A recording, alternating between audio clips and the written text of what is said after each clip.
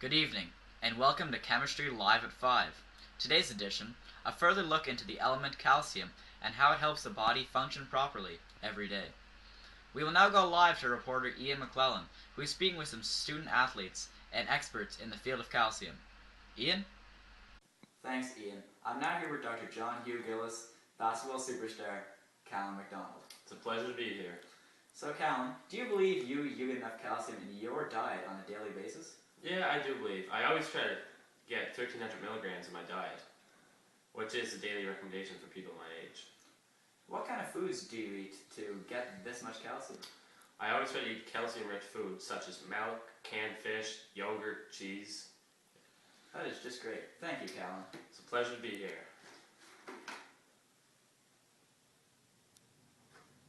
here. Thanks again, Callum. We now go back to Ian McClellan, who will be speaking with another student athlete. Ian? Thanks, Ian. I'm now here with Royals hockey superstar Alan Bootleer. Thanks, it's my pleasure to be here.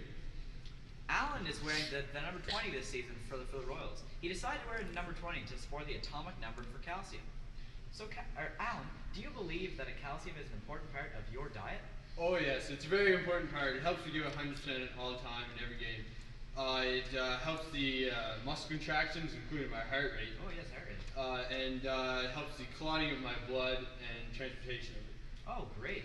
Are there any risks if you don't get enough calcium in your system from day to day? Oh yeah, there's very not 100% every game, long-term stuff. And that stuff, risk of bone fractures. Oh yeah, and the osteoporosis. Yeah. So osteoporosis and bone fractures, that would be too good in a hockey player like you. No, it helps me. It doesn't let me give 100% every game, and yeah. So what happens if you get too much calcium in your diet? Oh well, it's constipation really. Oh, that is too bad. Yeah, it doesn't help you give 100%. That's for sure. Are the symptoms the same for every age, or is it just for children and adults is all the same?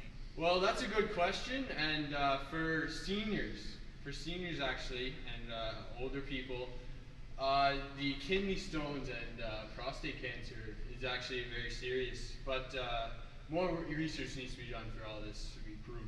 Oh, that is very interesting. Thank you, Alan. That is it from Alan Bootleer. Now back to you. Thanks, Alan.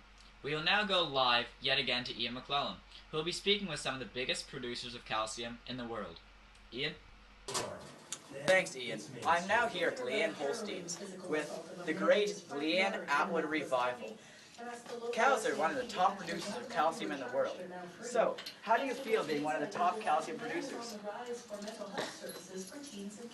She said she feels honored. Back to you. Thanks again, Revival. We will now go to our last segment with reporter Ian McClellan. Ian? Hey, we're here at Halliburton's Farmer Choice, where we're going to speak with pharmacist Deanne Beaton about what is the best calcium supplement for your diet.